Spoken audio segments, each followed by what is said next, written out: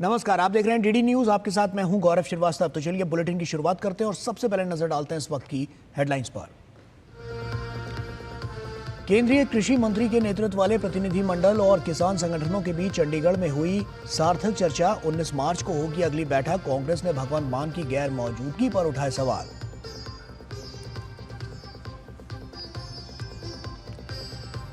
RBI के पूर्व governor Shaktikanta Das को मिली बड़ी जिम्मेदारी। प्रधानमंत्री नरेंद्र मोदी के प्रधान सचिव किए गए नियुक्त।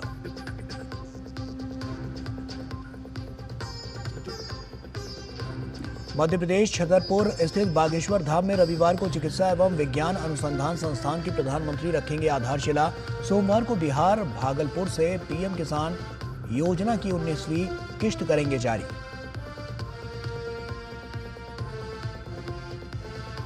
रविवार 23 फरवरी को प्रधानमंत्री नरेंद्र मोदी मन की बात कार्यक्रम के माध्यम से करेंगे जनता से संवाद। 119वें एपिसोड में जनता से अपने विचार करेंगे साझा।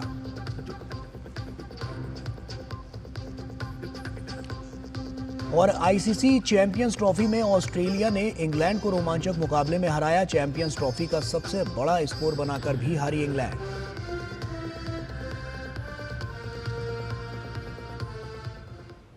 और आइए बुलेटिन की शुरुआत करते हैं। केंद्रीय कृषि मंत्री शिवराज सिंह चौहान के प्रतिनिधिमंडल और किसान संगठनों के बीच चंडीगढ़ में फसलों के न्यूनतम समर्थन मूल्य यानी कि एमएसपी को कानूनी गारंटी बनाने की प्रमुख मांग समेत अन्य मांगों पर सार्थक चर्चा हुई। किसानों के साथ अगली बैठक 19 मार्च को चंडीगढ़ में होगी। बीते 1 साल से किसानों के संगठन अपनी मांग को लेकर आंदोलनरत हैं।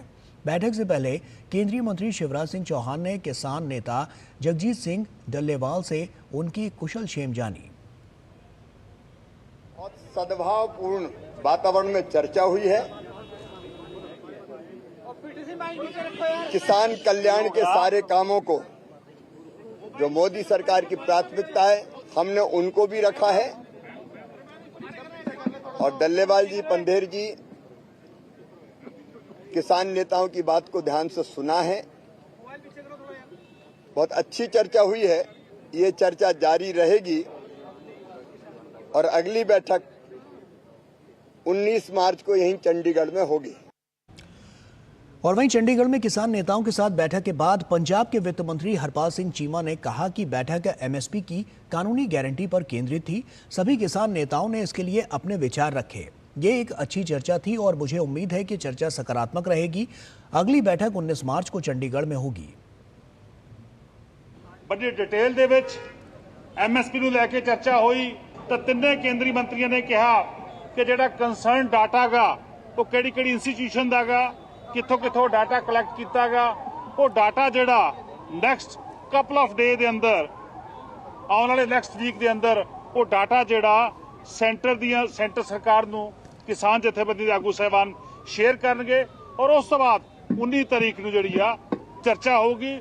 ਬਹੁਤ ਹੀ ਅੱਛੇ ਮਾਹੌਲ ਦੇ ਵਿੱਚ बड़े पॉजिटिव ढंग से चर्चा हुई है और सानू आस आ कि 19 तारीख ਨੂੰ 19 मार्च ਨੂੰ कोई ना कोई पॉजिटिव हल निकलू। और वहीं इससे पहले बैठक में किसान संगठन और केंद्र सरकार शामिल थे, लेकिन भगवंत मान सरकार ने बैठक में हिस्सा नहीं लिया, जिसे लेकर कांग्रेस ने सवाल खड़े किए हैं। पंजाब विधानसभा के नेता प्रतिपक्ष प्रताप सिंह बाजवा ने राज्य सरकार का बैठक में ना होना ये दिखाता है कि ये किसानों के मुद्दे पर कितने गंभीर हैं। अभी तक 3 साल में भगवंत मान को प्राइम मिनिस्टर से मिलना चाहिए था, एग्रीकल्चर मिनिस्टर से मिलना चाहिए था, नीति उद्योग की मीटिंग्स में जाना चाहिए था। जब चीफ मिनिस्टर ही खुद नहीं आया इस मीटिंग में, इतनी इंपॉर्टेंट मीटिंग हो तो चीफ मिनिस्टर को संगरूर जाने के बजाय चंडीगढ़ रहना चाहिए था। He is not here. अगर भगवंत मान नहीं है तो उसका मतलब है कि ये गवर्नमेंट जो है इनमें कोई सिंसियरिटी वाली बात ही नहीं है। ये तो खाना पूर्ति कर रहे हैं। ऐसी जगह जहां सेंटर के 3 मिनिस्टर आ रहे हैं, chief minister should have been here. तो इससे non seriousness of the government आपको नजर आती है। और वहीं पंजाब में एक हैरान करने वाला मामला सामने आया है। बीते 20 महीनों से पंजाब सरकार के एक मंत्री उस मंत्रालय के मंत्री थे जो मंत्रालय वास्तव में था ही नहीं, यानी सरकारी दस्तावेजों में मौजूद ही नहीं था वो मंत्रालय। क्या है पूरा मामला, आइए देखते हैं इस रिपोर्ट में। पंजाब का गुमनाम मंत्रालय सुनकर चौंक गए होंगे आप, लेकिन ये सच है। और सच ये भी है कि न सिर्फ ये गुमनाम मंत्रालय वहां था बल्कि उसके मंत्री भी थे। अब आप पूछेंगे कि इस गुमनाम मंत्रालय का मंत्री कौन था, तो आपको बता दूं कि इस गुमनाम मंत्रालय के मंत्री कुलदीप सिंह धालीवाल थे।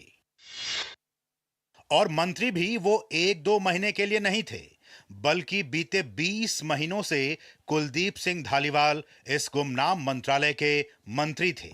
मंत्रालय वजूद में है ही नहीं, लेकिन उसके मंत्री बने धालीवाल जी घूम रहे हैं। अव्वल तो ये कि इन 20 महीनों तक सूबे के सीएम भगवंत मान को ये तक पता नहीं था कि उनके मंत्री एक ऐसा विभाग भी चला रहे हैं जो अस्तित्व में है ही नहीं। मान गए मान साहब आपको। अब आपको बताता हूं कि इस गुमनाम मंत्रालय का नाम क्या था। तो इस मंत्रालय का नाम था प्रशासनिक सुधार मंत्रालय। अब पता नहीं बीते 20 महीनों से धालीवाल जी किस प्रशासन को सुधारने में लगे थे, जबकि ऐसा कोई मंत्रालय अस्तित्व में था ही नहीं। अब बवाल तो होना ही था, सो हुआ। भाजपा और कांग्रेस ने भगवंत मान पर जमकर कटाक्ष किया। जो तमाशा पंजाब दा, पंजाब सरकार दा, वाकई ये गल कहंदे सी, लगदा भी सी भी साडा चीफ मिनिस्टर तमाशबीन आ, केजरीवाल ते ये ड्रामेबाज ने, पर एडा बड़ा धोखा नहीं पता सी भी एडा बड़ा धोखा करनेंगे। देखिए ये अपने आप में हालात बता रहे हैं सरकार के, क्योंकि जो महकमा एग्जिस्ट नहीं कर रहा है, मेरा ख्याल है कि भगवंत मान इससे ज्यादा किसी मंत्री की बेइज्जती भी इससे ज्यादा नहीं कर सकता। वहीं बीजेपी आईटी सेल के प्रमुख अमित मालवीय ने भी पंजाब सरकार पर जमकर निशाना साधा। एक ट्वीट के जरिए अमित मालवीय ने कहा कि पंजाब सरकार में संकट की कल्पना इस बात से की जा सकती है कि उसे ये समझने में लगभग 20 महीने लग गए कि उसके एक मंत्री को सौंपा गया विभाग वास्तव में कभी अस्तित्व में ही नहीं था। अब जैसे ही इस बात का खुलासा हुआ, आनन फानन में भगवंत मान सरकार ने विभाग से जुड़ी अधिसूचना जारी कर डैमेज कंट्रोल करने की कोशिश की। नहीं, वो तो पहली सरकारां दी असल च होने ਉਹਦਾ ਹੁਣ ਅਸੀਂ ਨਾਮ ਬਦਲ ਕੇ ਉਹਨੂੰ ਇੱਕ ਡਿਪਾਰਟਮੈਂਟ ਬਣਾਇਆ ਹੈ। ਪਹਿਲਾਂ ਤਾਂ ਬਸ ਵੈਸੇ ਨਾਂ ਦੇ ਸੀ, ਹਨਾ, ਕੋਈ ਸਟਾਫ ਨਹੀਂ ਸੀ, ਕੋਈ ਆਫਿਸ ਨਹੀਂ ਸੀ।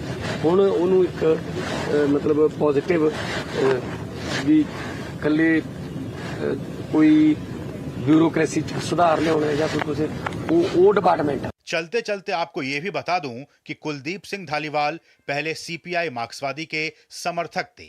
साल 1990 में उन्होंने कांग्रेस का हाथ थाम लिया, लेकिन उसके बाद कुछ समय के लिए पार्टी छोड़ दी।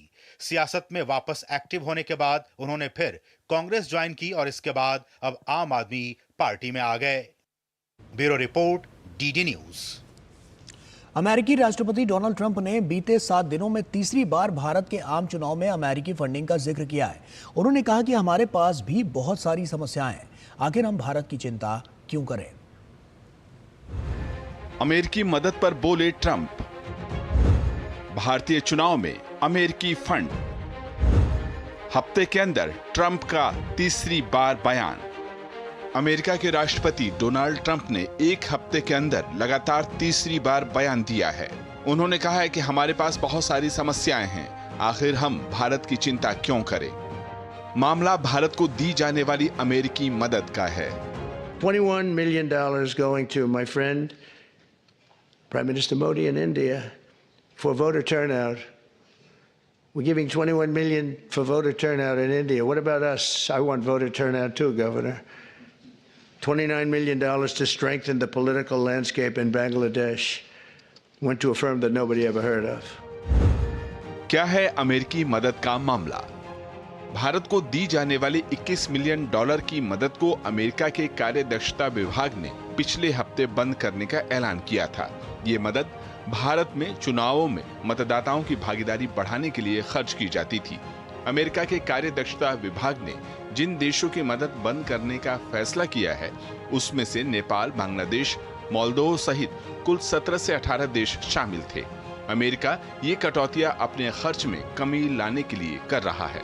भारतीय विदेश मंत्रालय ने पूरे मामले पर सधी हुई टिप्पणी की है। मंत्रालय के प्रवक्ता ने सवाल के जवाब में कहा कि इस तरह की मदद आंतरिक मामलों में दखल देने जैसा है। ये जो खुलासा किया गया है ये कंसर्निंग है, ट्रबलिंग है। इसको लेके काफ़ी सारी चिंताएं हैं। फॉरेन इंटरफेरेंस को लेके भारत के अपने अंदरूनी मामले में हमारे यहाँ जो एजेंसीज हैं, डिपार्टमेंट्स हैं, जो इस मामले में काम करते हैं, कार्यरत हैं, वो इस मुद्दे पर और छानबीन कर रहे हैं और काम कर रहे हैं। ये रकम चुनाव में इस्तेमाल हो रही थी। इसे लेकर देश के सत्ताधारी दल और विपक्षी कांग्रेस के बीच बीते हफ्ते सियासी बयानबाजियां भी जारी रहीं। भाजपा ने इसमें कांग्रेस का हाथ बताया तो वहीं कांग्रेस ने आरोपों से इनकार कर मामले पर श्वेत पत्र लाने की मांग की। हमारे अंदरूनी मामले में कोई विदेशी ताकत क्यों हस्तक्षेप करेगी? और ये और चिंताजनक तब हो जाता है जब कांग्रेस पार्टी नेता प्रतिपक्ष राहुल गांधी, जो कि संविधान की शपथ लेते हैं, वो देश विरोधी गतिविधियों में संलिप्त पाए जाते हैं। हम यूएसएड या जो भी ये फॉरेन फंडिंग एजेंसीज हैं, हम उनके खिलाफ नहीं है। देश में कानून है, कानून के तहत फंड्स आते हैं, एनजीओस भी लेते हैं, इनके एनजीओस भी लेते हैं, कौन नहीं लेता? अमेरिकी राष्ट्रपति के लगातार बयान देने से ये तो स्पष्ट है कि देश के चुनाव में विदेशी फंडिंग हुई है और ये एक गंभीर विषय है। पक्ष हो या विपक्ष, दोनों को भारतीय लोकतंत्र, इसकी समृद्धि और इसकी पारदर्शी व्यवस्था को सुदृढ़ करने के लिए काम करना होगा। Bureau report, DD news. और दिल्ली में सरकार गठन के बाद अब विधानसभा सत्र की तैयारियां शुरू हो गई हैं। अरविंदर सिंह लवली को प्रोटेम स्पीकर बनाया गया है। वे सोमवार को नवनिर्वाचित विधायकों को शपथ दिलाएंगे। उसके बाद दोपहर 2 बजे विधानसभा अध्यक्ष चुनाव की प्रक्रिया पूरी की जाएगी। और वहीं तमाम मंत्री जनता के बीच जाकर उनकी समस्याओं को सुनकर स्थितियों का जायजा लेकर एक्शन मोड में दिखाई दे रहे हैं। और इसी कड़ी में शनिवार को दिल्ली के सभी मंत्री ग्राउंड पर उतरे और अपने अपने विभागों से संबंधित कार्यों का जायजा लिया। दिल्ली में सरकार गठन होने के साथ ही मुख्यमंत्री सहित तमाम मंत्री एक्शन मोड में आ चुके हैं। दिल्ली के सीएम के रूप में शपथ लेने के 2 दिन बाद शनिवार को रेखा गुप्ता ने प्रधानमंत्री नरेंद्र मोदी से उनके आवास पर मुलाकात की। इस मुलाकात के दौरान दोनों नेताओं ने दिल्ली के विकास से जुड़े कई मुद्दों पर चर्चा की। वहीं बीते 2 दिनों तक दिल्ली सचिवालय में अपने अपने विभागों के कामकाज को समझने के बाद शनिवार को दिल्ली सरकार के मंत्री परवेश वर्मा, कपिल मिश्रा, डॉक्टर पंकज सिंह, आशीष सूद अलग अलग क्षेत्रों में जाकर विभाग के कामकाज को देखते हुए और उसका जायजा लेते हुए नजर आए। दिल्ली सरकार के मंत्री परवेश वर्मा ने शनिवार को दिल्ली में बन रही सड़कों और फ्लाईओवर का जायजा लिया। उन्होंने लोक निर्माण विभाग के अधिकारियों को सड़क सुदृढ़ीकरण के लिए आवश्यक दिशा निर्देश दिए। इतने समय से काम चल रहा है, कभी भी कोई विजिट करने नहीं आया था। इसमें 1-2 इश्यूज बताए हैं। एक तो इनका पेमेंट का इशू है और एक इनको जो है फॉरेस्ट क्लियरेंस इनको चाहिए थोड़ा सा। तो ये दोनों इशू को हम इनको जल्दी से जल्दी रिजॉल्व करेंगे। वहीं दिल्ली सरकार में एक और कैबिनेट मंत्री कपिल मिश्रा ने पूर्वी दिल्ली के खजूरी चौक का दौरा किया। इस दौरान उन्होंने कहा कि केजरीवाल की काम ना करने की संस्कृति खत्म हो गई है। मोदी जी के वर्क कल्चर के मुताबिक सभी अधिकारियों को बदलाव करना पड़ेगा।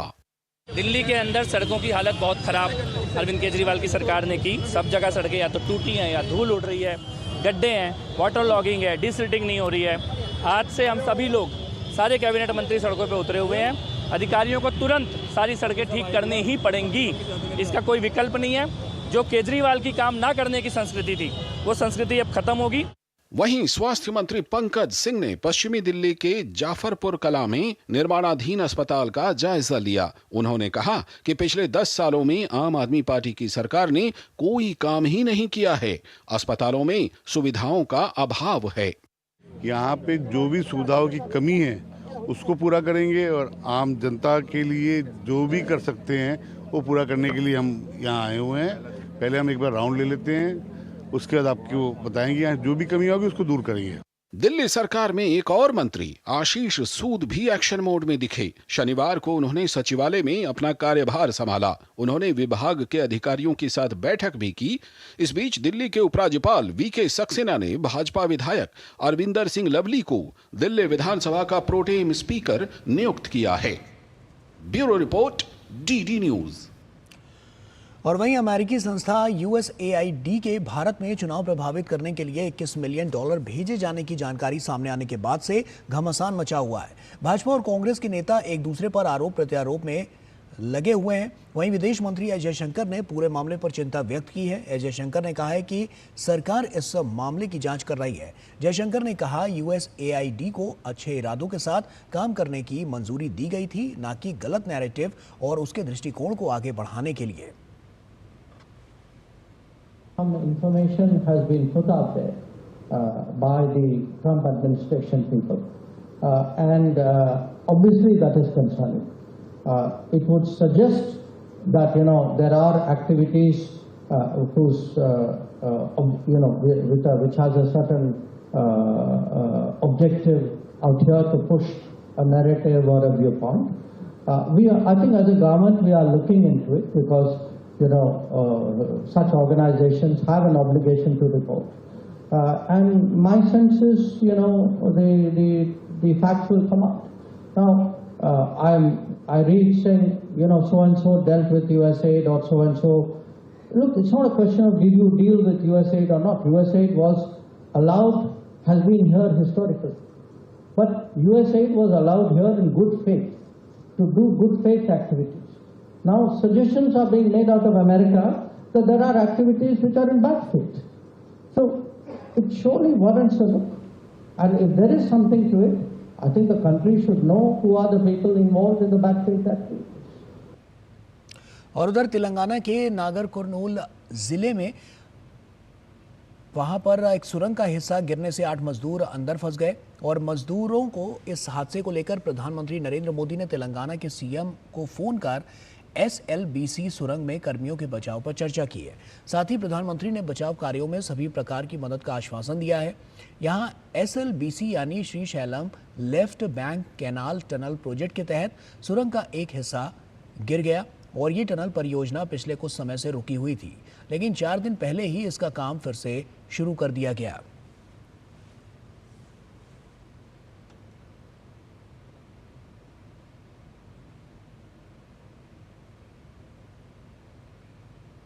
और तेलंगाना के नागर कुर्नूल जिले में सुरंग का एक हिस्सा गिरने से 8 मजदूर अंदर फंस गए हैं। NDRF के जवान बचाव अभियान में मदद कर रहे हैं। भारतीय सेना के इंजीनियर टास्क फोर्स को भी बचाव अभियान में मदद के लिए तैनात किया गया है। केंद्रीय गृह एवं सहकारिता मंत्री अमित शाह ने पुणे में आयोजित जनता सहकारी बैंक लिमिटेड के 75वीं सालगिरह के मौके पर आयोजित एक कार्यक्रम को संबोधित किया और इस अवसर पर अमित शाह ने कहा कि प्रधानमंत्री नरेंद्र मोदी ने राष्ट्र के सामने 2 संकल्प रखे हैं। 2047 तक इस देश को पूरी तरह से विकसित राष्ट्र बनाना और 2027 तक इस देश की अर्थव्यवस्था को $5 ट्रिलियन तक पहुंचाना, और ये दोनों संकल्प सहकारिता क्षेत्र के विकास से ही संभव है। मित्रों, मोदी जी ने राष्ट्र के सामने 2 संकल्प रखे हैं। 2047 तक इस देश को पूर्णतः विकसित राष्ट्र बनाना और 2027 तक इस देश की इकोनॉमी को $5 ट्रिलियन की इकोनॉमी बनाना। और ये दोनों संकल्प अगर सहकारिता क्षेत्र का विकास नहीं करते हैं तो अधूरे रह जाएंगे। हो सकता है कि $5 ट्रिलियन की इकोनॉमी बन जाए, मगर हर एक व्यक्ति के लिए काम, वो संकल्प पूरा न हो सकता है 47 में हम पूर्ण विकसित राष्ट्र बन जाए, मगर हर परिवार में समृद्धि का संकल्प पूरा न हो, तो ये दोनों संकल्प अधूरे रहते हैं। और वहीं इससे पहले केंद्रीय गृह एवं सहकारिता मंत्री अमित शाह ने महाराष्ट्र के पुणे में पश्चिमी क्षेत्रीय परिषद की 27वीं बैठक की अध्यक्षता की। बैठक में पश्चिमी राज्यों के प्रतिनिधियों, महाराष्ट्र के मुख्यमंत्री देवेंद्र फडणवीस, गुजरात के मुख्यमंत्री भूपेंद्र पटेल, गोवा के मुख्यमंत्री प्रमोद सावंत, दादरा और नगर हवेली और दमन और द्वीप के प्रशासक प्रफुल्ल पटेल समेत महाराष्ट्र के उप मुख्यमंत्री सहित अनेक गणमान्य मंत्रियों ने भाग लिया। मणिपुर के राज्यपाल द्वारा अवैध हथियार और गोला बारूद समर्पण करने के संबंध में की गई अपील के बाद कई व्यक्तियों ने अलग अलग स्थानों पर अधिकारियों को हथियारों और संबंधित वस्तुओं का एक महत्वपूर्ण जखीरा सौंप दिया है। असम राइफल्स ने पुलिस, सीआरपीएफ, राज्य खुफिया एजेंसियों, राज्य प्रशासन और जोमी और कुकी समुदाय के नेताओं के साथ मिलकर मणिपुर के चुराचांदपुर जिले से स्वच्छता से आत्मसमर्पण किए गए हथियारों को अपने कब्जे में ले लिया। राज्यपाल की अपील के बाद बड़ी संख्या में हथियारों का समर्पण मणिपुर में शांति और सुरक्षा बहाली की दिशा में एक महत्वपूर्ण कदम माना जा रहा है। प्रशासन ने लोगों से और अधिक हथियार सौंपने की अपील की। आरबीआई के पूर्व गवर्नर शक्तिकांत दास को बड़ी जिम्मेदारी मिली है। शक्तिकांत दास को प्रधानमंत्री नरेंद्र मोदी का प्रधान सचिव नियुक्त किया गया है। महाकुंभ 2025 का दिव्य भव्य आयोजन अब अपने आखिरी पड़ाव की ओर अग्रसर है। रेल मंत्री अश्विनी वैष्णव ने शनिवार को रेलवे बोर्ड वॉर रूम का दौरा किया और प्रयागराज से चलाई जा रही विभिन्न ट्रेनों के बारे में विस्तृत जानकारी ली।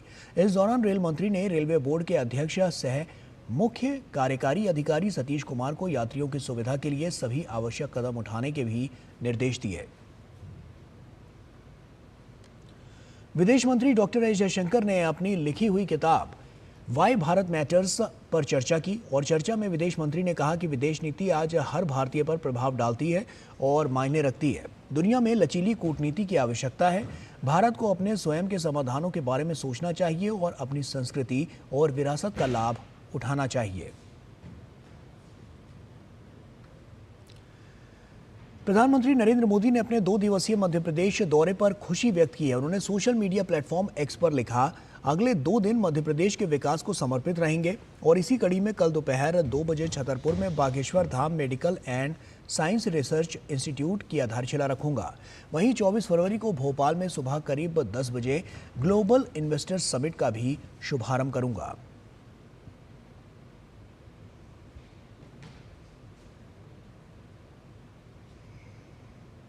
प्रधानमंत्री नरेंद्र मोदी रविवार को मध्य प्रदेश के छतरपुर में स्थित श्री बागेश्वर धाम में कैंसर अस्पताल की आधारशिला रखेंगे। 100 बिस्तरों वाले इस अत्याधुनिक अस्पताल से मध्य प्रदेश और उत्तर प्रदेश में फैले बुंदेलखंड के जिलों को बेहद लाभ होगा। स्थानीय लोग जन स्वास्थ्य से जुड़े इस उपहार को लेकर बेहद उत्साहित हैं।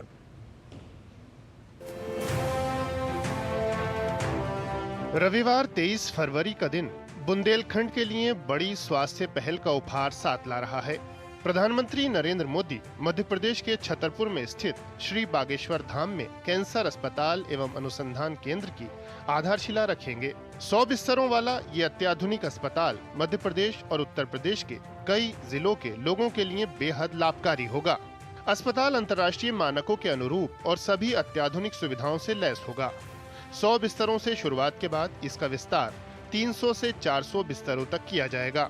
मरीजों के परिजनों के रहने के लिए सभी सुविधाओं वाली धर्मशाला का भी निर्माण होगा। अभी तक अस्पतालों में मंदिर थे, अब मंदिरों में अस्पताल होने चाहिए और बागेश्वर बालाजी के मठ से एक नूतन नवाचार हो रहा और पूरे विश्व के सबसे लोकप्रिय नेता यशस्वी माननीय प्रधानमंत्री जी 23 फरवरी को बालाजी का पूजन करके, दर्शन करके और शिलान्यास करेंगे तो निश्चित रूप से पूरे विश्व में एक नवाचार परंपरा का प्रारंभ होगा, एक नव युग का प्रारंभ होगा। अब बागेश्वर धाम से भोजन भी मिलेगा, जीवन भी मिलेगा और भजन भी मिलेगा। निजी अस्पतालों में कैंसर के उपचार का भारी खर्च वहन करने में असमर्थ क्षेत्र के लोगों के लिए इस अस्पताल का शिलान्यास किसी वरदान से कम नहीं है। स्थानीय लोगों को विश्वास है कि इस अस्पताल के बन जाने के बाद कैंसर पीड़ितों के जीवन में उम्मीद का नया उजाला आएगा। सबसे पिछड़ा हुआ क्षेत्र है जो केंद्र बिंदु बुंदेलखंड का, और इसमें इतनी बड़ी सौगात मिल रही कैंसर अस्पताल की, ये बहुत बड़ा हर्ष का विषय है। पूरे क्षेत्र में खुशी का माहौल है। बागेश्वर धाम में मोदी जी आ रहे हैं और कैंसर अस्पताल का शिलान्यास हो रहा है, जिससे बुंदेलखंड के लिए बहुत बड़ी सौगात है। कैंसर अस्पताल इतनी बड़ी सौगात है कि जिसकी कोई सीमा नहीं है। इसमें क्षेत्र को बहुत ज्यादा उत्साह एवं खुशी है और इसका लाभ भी मिलेगा। माननीय महाराज जी और माननीय मोदी जी का बहुत बहुत धन्यवाद। पहले भागने आई तो सर बहुत दूर का अस्पताल है, अब इससे सारा जो गरीब आदमी तत्काल यही नजदीक में पहुंच जाए, बहुत अच्छा लगा हमें। क्षेत्र के लोग उस पल का बेहद उत्साह से इंतजार कर रहे हैं जब प्रधानमंत्री श्री बागेश्वर धाम कैंसर अस्पताल और रिसर्च इंस्टीट्यूट का शिलान्यास करेंगे। श्री बागेश्वर धाम अपनी इस पहल से जनसेवा का संदेश आगे बढ़ा रहा है। बुंदेलखंड क्षेत्र में कैंसर एक बड़ी बीमारी है और बड़ी संख्या में लोग यहां पर इस बीमारी से ग्रसित होते हैं। इस कैंसर अस्पताल के बनने के बाद न सिर्फ मध्य प्रदेश बल्कि उत्तर प्रदेश को मिलाकर बुंदेलखंड रीजन के करीब 15 से 20 जिलों को इसका लाभ मिलेगा और एक बड़ी सौगात ये कैंसर अस्पताल यहां के लोगों के लिए होगा। कैमरामैन राधाकृष्ण के साथ अजीत द्विवेदी, डीडी न्यूज, बागेश्वर धाम, छतरपुर। और वहीं प्रधानमंत्री नरेंद्र मोदी अगले महीने मॉरिशस के दौरे पर जाएंगे। 12 मार्च को मॉरिशस में स्वतंत्रता की 57वीं वर्षगांठ के समारोह का आयोजन होना है। प्रधानमंत्री मोदी इसी समारोह में विशेष अतिथि के तौर पर शामिल होंगे। मॉरिशस के प्रधानमंत्री के इसके लिए प्रधानमंत्री मोदी को न्योता भी भेजा था और प्रधानमंत्री की सहमति मिलने के बाद मॉरिशस के प्रधानमंत्री ने खुद अपने देश की संसद को इसकी जानकारी दी। उन्होंने जैसे ही सदन को सूचित किया कि सभी सांसदों ने मेजें थपथपाकर इस पर बेहद खुशी जताई। मॉरिशस के प्रधानमंत्री ने प्रधानमंत्री नरेंद्र मोदी की यात्रा को अपने देश के लिए एक सौभाग्य बताया। In the context of the celebrations of the 57th anniversary of the independence of our country, I have great pleasure to inform the House that following my invitation, His Excellency Sri Narendra Modi, Prime Minister of India, has kindly agreed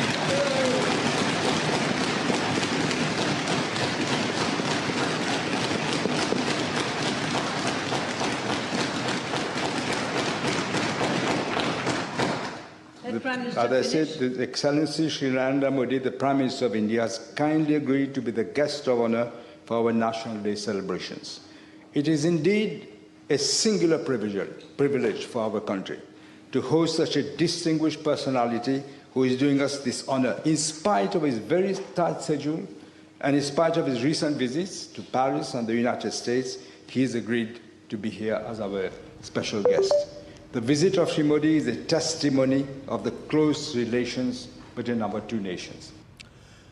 प्रधानमंत्री नरेंद्र मोदी 23 फरवरी को देश की जनता से मन की बात करेंगे। प्रधानमंत्री के मन की बात कार्यक्रम का ये 119वां एपिसोड होगा। मन की बात कार्यक्रम के माध्यम से प्रधानमंत्री सीधे देश की जनता से संवाद करते हैं और समाज के विभिन्न पहलुओं पर अपने विचार साझा करते हैं। ये कार्यक्रम हर महीने के तीसरे रविवार को प्रसारित होता है और इस कार्यक्रम के माध्यम से प्रधानमंत्री देश की जनता को प्रेरित करने, समाज में सकारात्मक बदलाव लाने और राष्ट्र निर्माण में योगदान देने के लिए प्रोत्साहित करते हैं।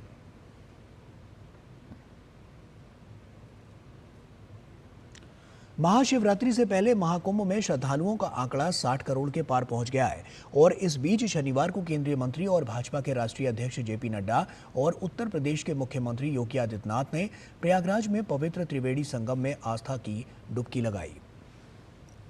प्रयागराज में जारी भव्य, दिव्य और अलौकिक महाकुंभ में श्रद्धालुओं के पवित्र स्नान का आंकड़ा रोजाना नए कीर्तिमान स्थापित कर रहा है। अब तक 60 करोड़ से अधिक श्रद्धालु आस्था की डुबकी लगा चुके हैं। अब तक प्रमुख स्नानों पर गौर करें तो पौष पूर्णिमा पर 13 जनवरी को 1 करोड़ 70 लाख श्रद्धालुओं ने स्नान किया, तो वहीं 14 जनवरी को मकर संक्रांति पर 3 करोड़ 50 लाख श्रद्धालुओं ने डुबकी लगाई। 29 जनवरी को मौनी अमावस्या पर 7 करोड़ 64 लाख श्रद्धालुओं ने स्नान किया। इसके अलावा 3 फरवरी को बसंत पंचमी पर 2 करोड़ 57 लाख लोगों ने संगम में डुबकी लगाई, जबकि 12 फरवरी को माघी पूर्णिमा पर 2 करोड़ लोगों ने स्नान किया। शनिवार को केंद्रीय मंत्री और भाजपा के राष्ट्रीय अध्यक्ष जेपी नड्डा और उत्तर प्रदेश के मुख्यमंत्री योगी आदित्यनाथ ने प्रयागराज में पवित्र त्रिवेणी संगम में आस्था की डुबकी लगाई। तमिलनाडु के राज्यपाल RN रवि पूरे परिवार के साथ महाकुंभ पहुंचे और स्नान किया।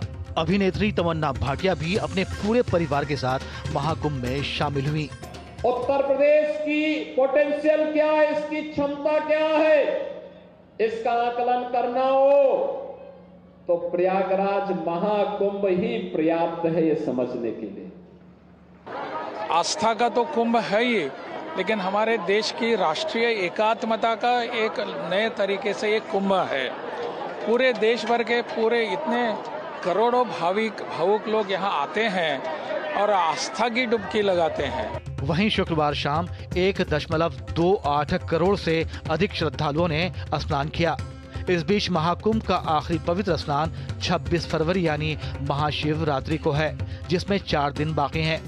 13 जनवरी से शुरू हुआ मानवता की अमूर्त धरोहर सनातन संस्कृति का साक्षात जीवंत आश्चर्य और हमारा महापर्व महाकुंभ विश्व कीर्तिमान बना चुका है। 60 करोड़ से अधिक श्रद्धालु पवित्र त्रिवेणी में स्नान कर चुके हैं। अगर देशों की जनसंख्या के हिसाब से समझे तो 34 करोड़ की आबादी अमेरिका की है, उससे 15 करोड़ ज्यादा श्रद्धालु स्नान कर चुके हैं। पाकिस्तान यहां पर 2 बार से अधिक बार स्नान करके जा चुका है। बांग्लादेश यहां पर 3 बार से अधिक ज्यादा बार स्नान करके जा चुका है। रूस 4 बार, और अगर यही सिलसिला रहा तो मैक्सिको जैसे देश यहां पर 5 बार स्नान करेंगे जब महाकुंभ का आयोजन समाप्त होगा। और यही जीवंत आश्चर्य, यही सार्वभौमिकता, यही सत्य सनातन शाश्वत संस्कृति ही हमारी पहचान है। कैमरा पर्सन रमाकांत के साथ अश्विनी कुमार मिश्र, डीडी न्यूज। और केंद्रीय मंत्री हरदीप सिंह पुरी ने कहा है कि भारत की मजबूत आर्थिक नीतियां और तेजी से हो रहा विकास देश में ही अपार अवसर पैदा हो रहे हैं। उन्होंने कहा कि भारत का भविष्य उज्जवल है और युवाओं को बाहर जाने की जरूरत नहीं है।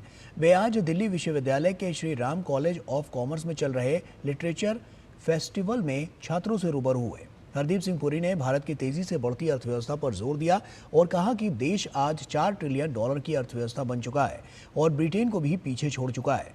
उन्होंने पूछा कि जब भारत आर्थिक रूप से आगे बढ़ रहा है तो गिरती हुई अर्थव्यवस्थाओं की ओर रुख करने का क्या तर्क है। उन्होंने पंजाब से बड़े पैमाने पर हो रहे पलायन पर चिंता जताई और कहा कि हमने पंजाब में एक पूरी पीढ़ी को खो दिया है। Why do you want to go out at this point when your own country is becoming a developed country and giving you those opportunities? What is happening in places like Punjab? We have lost an entire generation, partly due to drugs and partly by this everybody wanting to send their kids out. There's human trafficking which takes place. All this other place. Why do they want to go abroad? And the guys who are going to educational institutions which are actually only certification shops where they get something and then they work as truck drivers, they can do very well. But highly educated graduates, postgraduates, they're left in the lurch. और केरल में भारतीय सूचना प्रौद्योगिकी संस्थान कोट्टायम के 6वें दीक्षांत समारोह का आयोजन किया गया और इस समारोह में वित्त मंत्री निर्मला सीतारमण ने छात्रों को स्नातक उपाधियां, स्वर्ण पदक और अन्य पुरस्कार प्रदान किए। कार्यक्रम को संबोधित करते हुए वित्त मंत्री ने कहा कि विकसित भारत बनाने के लिए अनुसंधान और विकास पर अधिक ध्यान देने की आवश्यकता है। 5 national centers of excellence for skilling is happening so that we can make in India, for India and make in India for the globe.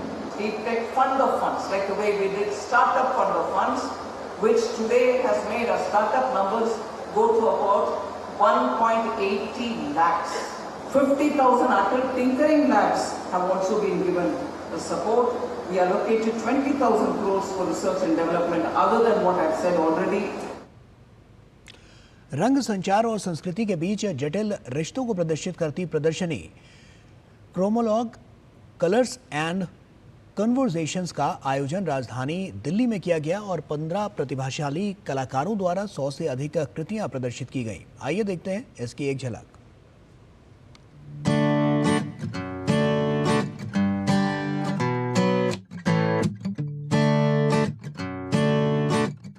क्रोमोलॉग colours and conversations एक अद्वितीय समूह प्रदर्शनी का आयोजन राजधानी दिल्ली में किया गया है।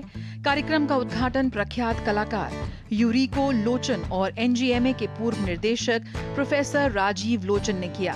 15 प्रतिभाशाली कलाकारों की पेंटिंग, डिजिटल आर्ट, कोलाज और भित्ति चित्रों सहित 100 से अधिक कृतियों के साथ क्रोमोलॉग कलाकारों के एक विविध समूह को एक साथ लाता है, जिनकी कृतियां इस बात पर प्रकाश डालती हैं कि रंग, संचार, भावनाओं और सांस्कृतिक आख्यानों को कैसे प्रभावित करते हैं। प्रदर्शनी को क्यूरेट किया है आर्टिस्ट आरती उप्पल सिंघला ने। सब आर्टिस्ट को एक फ्रीडम थी कि अपने टाइप के काम बनाने की। कुछ काम मोनोक्रोमेटिक हैं जैसे मेरे हैं या प्रगति के हैं, और कुछ बहुत कलरफुल हैं जैसे सुजाता के हैं। तो शो का नाम उसी से निकला क्रोमोलॉग। मेरी जो ये सीरीज़ है ये भागवतम के कॉन्सेप्ट पे बेस्ड है। It's called manifest and unmanifest. Concept है व्यक्त अव्यक्त का। प्रदर्शनी कलात्मक अभिव्यक्तियों का एक समृद्ध मिश्रण प्रस्तुत करती है, जिसमें विभिन्न प्रकार के माध्यम और शैलियों का प्रयोग है। कलाकारों ने तेल, एक्रिलिक, स्याही, कॉफी, मिट्टी और डिजिटल सहित विभिन्न माध्यमों का उपयोग पुरानी किताबों के कागज, लकड़ी, कैनवस और लिनन जैसी विभिन्न सतहों पर किया है। आर्टिस्ट विन्नी सिंह अपने कलेक्शन मेडिटेटिव रेवरीज के जरिए मानसिक शांति और संतुलन की तलाश करती नजर आईं।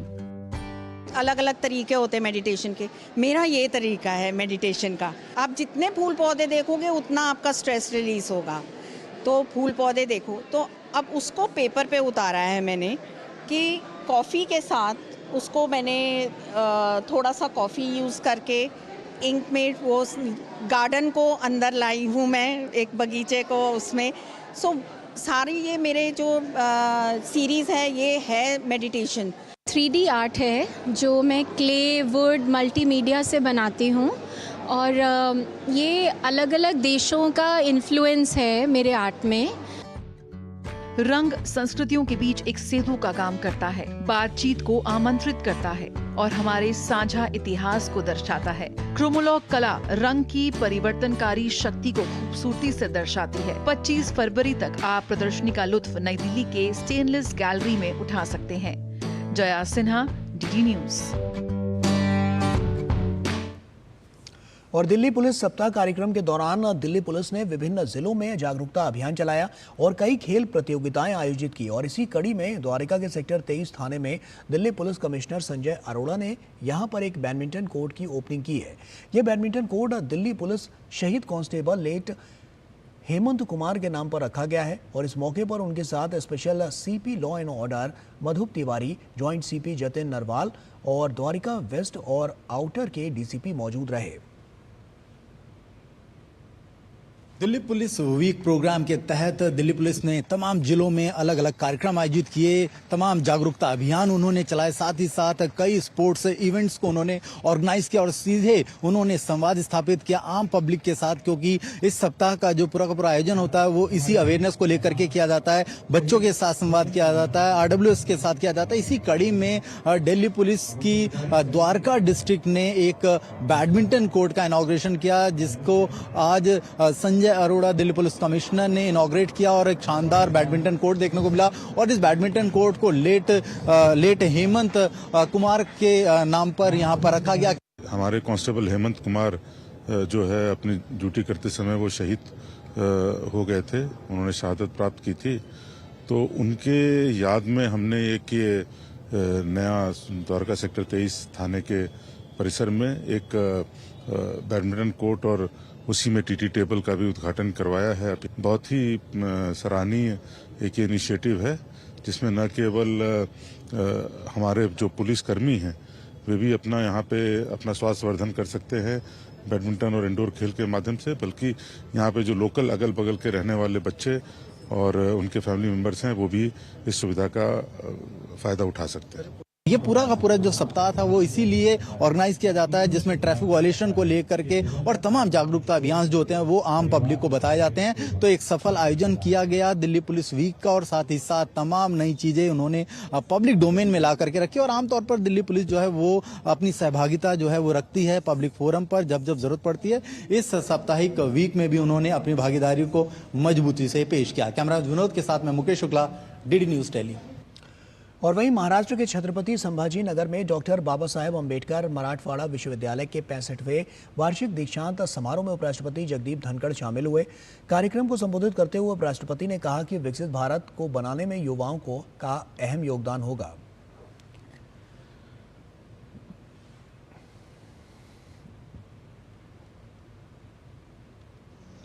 From blue economy to space economy, you know it. Disruptive technologies are offering enormous opportunities along with challenges. Therefore, our youth have bountiful opportunity. It is your turn. You are the most important stakeholder in democracy. Our Viksit Bharat is no longer a dream. It is our object. You will have to fire on all cylinders the engine of growth.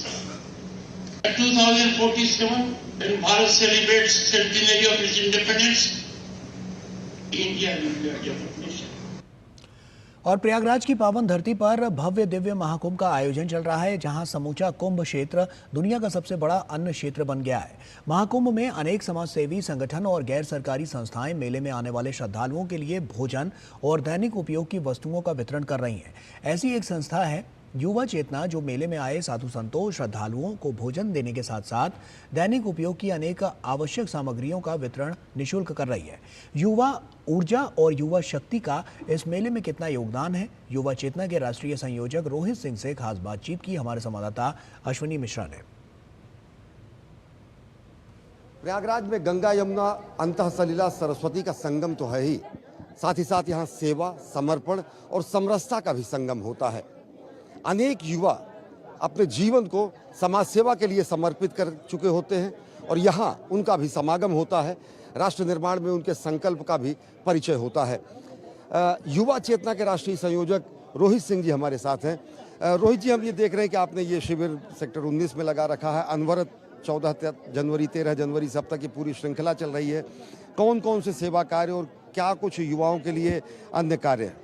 देखिए, दुनिया और देश भर से सनातन समाज से संबंध रखने वाले लोगों का आगमन हुआ है। दूसरी संस्कृति और सभ्यता को मानने वाले लोग भी महाकुंभ 2025 को देखने समझने आए थे। हमने लगातार जनता जनार्दन सनातनियों के बीच कंबल, च्यवनप्राश, स्वेटर, आवश्यक सामग्री, भोजन का वितरण लगातार किया है। जिन लोगों के पास आर्थिक विपन्नता थी और वो कुंभ में स्नान करने आना चाहते थे, ऐसे लोगों के लिए 100 रुपये से 1000 रुपये तक का आर्थिक सहयोग भी प्रदान करने का प्रयास किया है। हम ये देख रहे हैं कि यहाँ पर अनवरत अन्न क्षेत्र भी चल रहा है। बड़ी संख्या में लोग आते हैं, भोजन करते हैं और पूरा का पूरा ये प्रयाग भी अगर देखें तो अन्न क्षेत्र है। कोई भी भूखा नहीं रहता। करोड़ों के आवागमन लोगों का होता है। नर सेवा नारायण सेवा का ये वैश्विक अभिव्यक्ति है। माता अन्नपूर्णा की कृपा है। सुबह, दोपहर, शाम और रात 4 टाइम प्रसाद वितरण किया जा रहा है। पता ही नहीं चलता है कि नाश्ता कब खत्म हुआ, दोपहर का भोजन कब शुरू हुआ, कब शाम का अल्पाहार शुरू हुआ, कब रात का महाप्रसाद शुरू हुआ। जनता साथ खड़ी है। जनता जनार्दन है। नर सेवा ही नारायण सेवा है। नर में नारायण को खोजने की आवश्यकता है। आदिगुरु शंकराचार्य ने यही सिखाया है। देश में तपस्वियों ने, ऋषियों ने, मुनियों ने यही सिखाया है। यही सनातन की संस्कृति है। मैं भी भूखा न रहूं, साधु भूखा न जाए। और निश्चित तौर से देखते हैं कि यही आत्मनिर्भर भारत, यही एक भारत श्रेष्ठ भारत, सबल भारत, सशक्त भारत, समर्थ भारत और अंततः जगत गुरु भारत की संकल्पना को साकार होते युवा देख रहे हैं। कैमरा पर्सन रमाकांत के साथ अश्विनी कुमार मिश्र, डीडी न्यूज़, महाकुंभ नगर, प्रयागराज। और वहीं धर्मनगरी वाराणसी के नमो घाट पर काशी तमिल संगमम का आयोजन चल रहा है, जहां काशी और तमिल लोगों की संस्कृतियों की झलक देखने को मिल रही है। नमो घाट पर काशी और तमिलनाडु से जुड़ी कई चित्र प्रदर्शनी और अन्य उत्पादों के स्टॉल भी लगाए गए हैं। और इसी कड़ी में सूचना प्रसारण मंत्रालय के केंद्रीय संचार ब्यूरो ने एक चित्र प्रदर्शनी लगाई है, जिसमें तमिलनाडु के लेखकों, वैज्ञानिकों और अन्य महापुरुषों के चित्रों के माध्यम से जानकारी दी जा रही है। देखिए डीडी न्यूज संवाददाता हरिकेश सिंह गौतम की ये रिपोर्ट।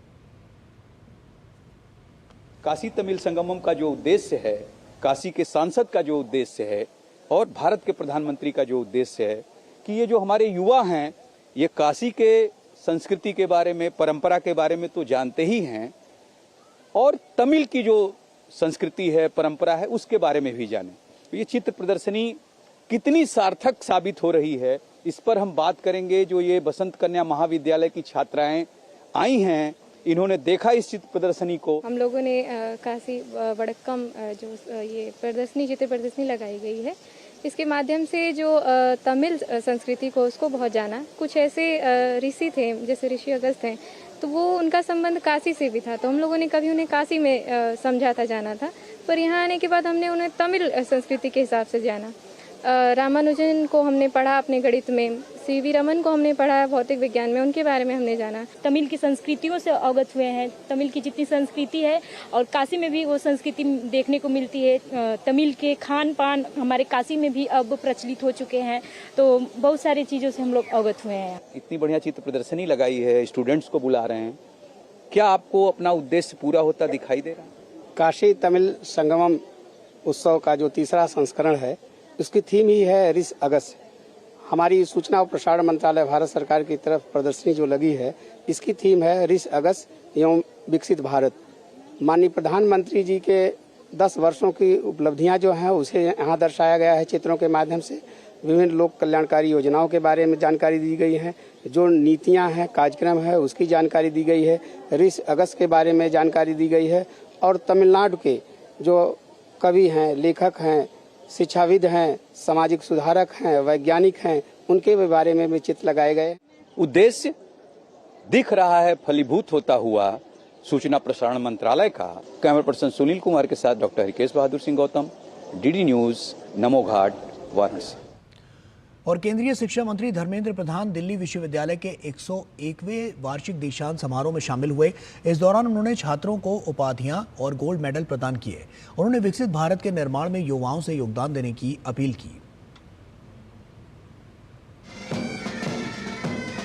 दिल्ली विश्वविद्यालय का 101वां वार्षिक दीक्षांत समारोह केंद्रीय शिक्षा मंत्री धर्मेंद्र प्रधान पहुंचे और 2023-2024 अकादमिक वर्ष के उत्तीर्ण विद्यार्थियों को डिजिटल रूप से उपाधियां प्रदान की। विश्वविद्यालय की पुस्तिका का विमोचन किया। President gold medal, silver medal, कुलपति गोल्ड मेडल और अन्य मेडल विद्यार्थियों को प्रदान किए।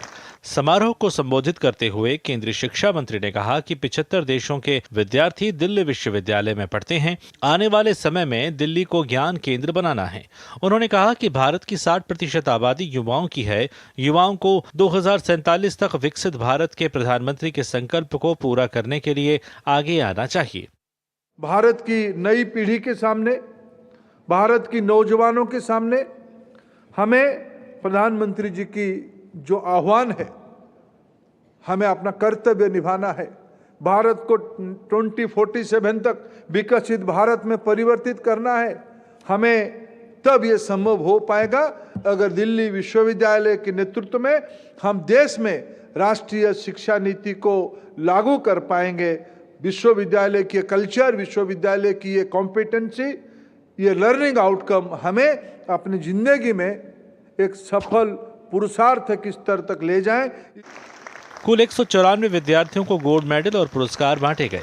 623 विद्यार्थियों को पीएचडी की उपाधि प्रदान की गई। स्नातक और स्नातकोत्तर की 83,902 उपाधियां वितरित की गई। एसओएल की स्नातक और स्नातकोत्तर की 82,592 उपाधियां विद्यार्थियों को दी गई। सुखी की अनुभूति हो रही है और इसके बाद एक शांति भी अनुभूति हो रहा है कि मैं आगे जैसे धर्मेंद्र प्रधान जी का वाक्य भी था कि इस क्षेत्र में काम नहीं करना, आगे भी कुछ कर रहा है। तो उसके लिए मुझे लग रहा है कि आगे ये नहीं है कि यहीं पर रुक जाना है, आगे भी प्रयास करना है। तो आज से एक प्रण लिया है कि आगे कुछ इस क्षेत्र में काम किया जाए।